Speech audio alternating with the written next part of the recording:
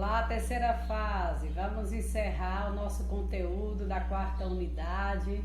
O último assunto é a colonização holandesa, ou seja, o Brasil, ele viveu um momento na época colonial em que Portugal passou a pertencer novamente à Espanha na chamada União Ibérica, né? Ou seja, a união de Portugal e Espanha sendo governada por Felipe II.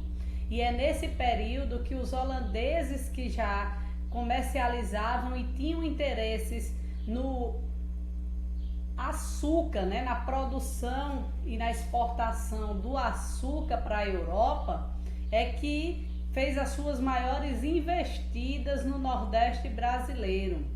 Então esse período ficou conhecido, né, como os holandeses no Brasil colonial, a época de Maurício de Nassau, principalmente aqui na capitania de Pernambuco, ou seja, no nosso estado, principalmente no litoral, na exploração da cana-de-açúcar, mantendo ainda e até intensificando o uso da mão de obra escrava africana. E é nesse contexto que nós vamos dar início a esse último assunto do ano, né? O ano está se findando, está acabando, vem as avaliações para vocês.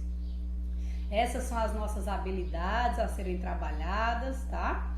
E vamos lá para o nosso primeiro slide.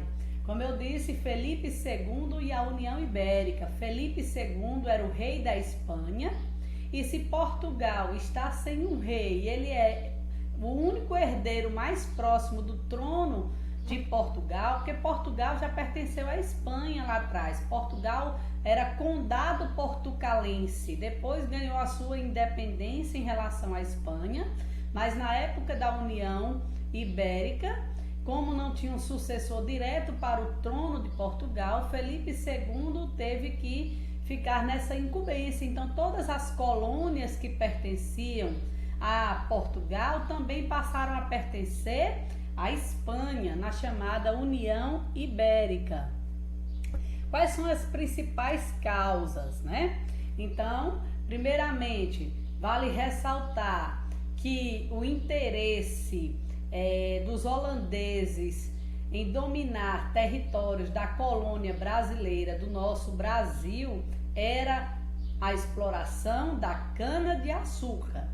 Então, é nesse contexto do comércio do açúcar no Brasil que os holandeses perceberam a fragilidade da União Ibérica, sendo governada por Felipe II, lá do outro lado do oceano, em outro continente, que os holandeses criaram a Companhia Holandesa das Índias Ocidentais em 1621 e começaram a fazer as suas primeiras investidas em busca de dominar esse comércio lucrativo da cana-de-açúcar por meio de mercenários, ou seja, são aquelas pessoas que praticavam a pirataria, que muitas vezes eram chamados de corsários, de mercenários, que faziam tudo por dinheiro, mas que eles começaram a invadir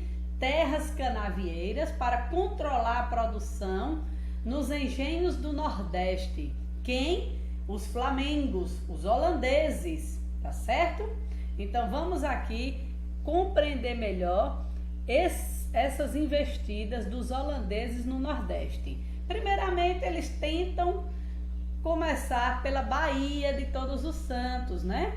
Lá em Salvador, mas eles não vão ter sucesso e serão expulsos. Mas a sua primeira investida, de fato, em tomar territórios aqui no Brasil, esses holandeses invadem a Bahia em 1624. Em 1630, invadem Pernambuco e em 1641 tentam dominar o Maranhão. Então, durante 25 anos, os holandeses foram presença constante no Nordeste brasileiro, tentando dominar o comércio do açúcar. A finalidade era manter o controle da produção e comércio do açúcar no Nordeste, e para isso eles irão nomear a figura de Maurício de Nassau para fazer esse controle holandês aqui no Brasil. Os flamengos sofreram com a resistência portuguesa e apenas no ano de 1654 é que eles irão abandonar o Nordeste e ser expulsos pelos descendentes de portugueses chamados de luso-brasileiros, com o apoio, do exército português para expulsar os holandeses. Então essas invasões no Nordeste, nós temos aqui uma imagem, Essas invasões elas ocorrem da seguinte maneira: primeiramente na Bahia, depois conseguem controlar Pernambuco, mas em 1624 é que teve a primeira invasão em Salvador, onde eles conseguiram encontrar uma grande resistência e por isso eles não se fixaram lá e migraram para outras investidas, que eles irão ter mais sucesso em Pernambuco, nessas investidas. Além disso, os holandeses invadiram e dominaram outras regiões também que pertenciam antes a Portugal em outros continentes, principalmente aonde? Na África, que eles dominaram Angola. Tudo com o interesse nos engenhos de cana-de-açúcar. Aqui nós temos uma imagem do engenho de cana-de-açúcar, onde nós temos a senzala, temos a moenda, temos a casa grande, temos os canaviais, as plantações. E aqui eu trouxe uma citação para a gente analisar, onde vocês vão ver que quem trabalhava nesses engenhos de cana-de-açúcar era a mão de obra escrava africana. Então o comércio do tráfico negreiro, o comércio transatlântico de escravos, ele se fortaleceu na época dos holandeses no Nordeste. O número total de escravos transportados pelos europeus da África para as Américas foi calculado em 10.702.656 pessoas.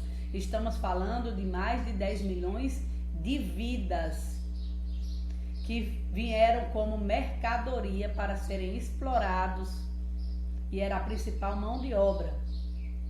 Os holandeses foram responsáveis por cerca de 500 mil deles, embora os números possam ser mais altos, já que os navios holandeses às vezes navegavam sob uma bandeira estrangeira para contornar o monopólio legal da sua própria Companhia das Índias Ocidentais.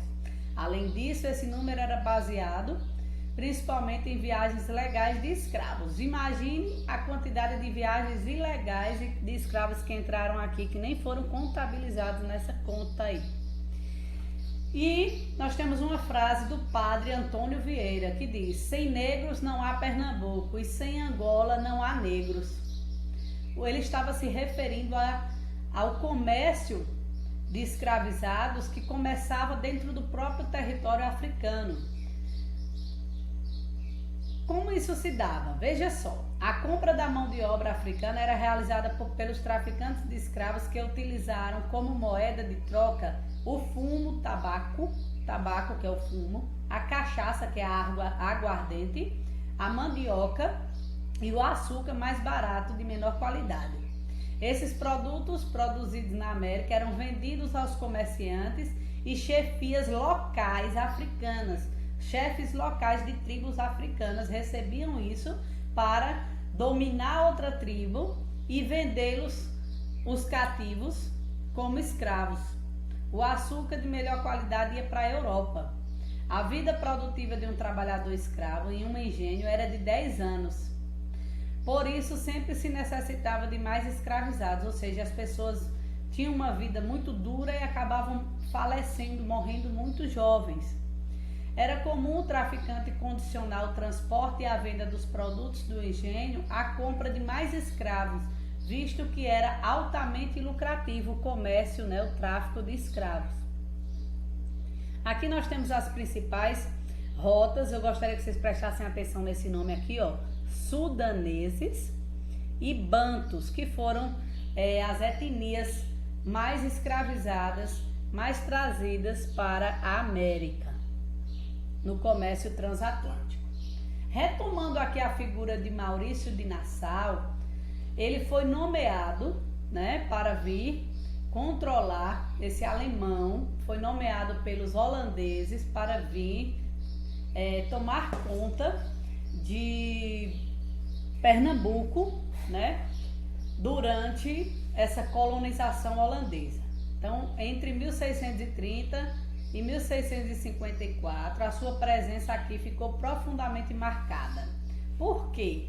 Porque Maurício de Nassau ele fez grandes investimentos, por exemplo, nos estudos de fauna, flora, em construções arquitetônicas. Então, ele trouxe muitos artistas, cientistas, médicos, botânicos, astrônomos para essa colonização holandesa do Nordeste. E aqui está a figura dele, né, Maurício de Nassau. Os holandeses eles serão expulsos após a Guerra de Restauração. Nós temos aqui a Batalha dos Guararapes, que mostra também esse momento de resistência para a expulsão dos holandeses. E eu vou ler esse trechinho para vocês. Além dessas medidas, o governo português fez vários esforços para expulsar os holandeses do Nordeste, da colônia, e retomar o controle sobre a região. Como Portugal não tinha condições de manter um exército português na colônia, precisou contar com a participação de muitos brasileiros, que são os que eu chamei de luso-brasileiros, descendentes de portugueses na colônia, né?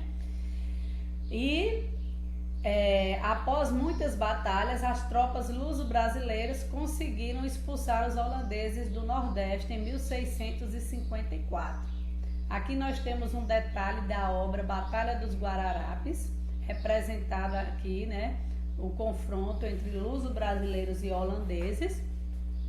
Uma pintura de 1758, muito tempo depois, né? De acordo com o que eles liam, o artista se inspirava e fazia a sua pintura, não é uma imagem real, né? Essa batalha aconteceu no Morro dos Guararapes, em Pernambuco, por volta de 1650.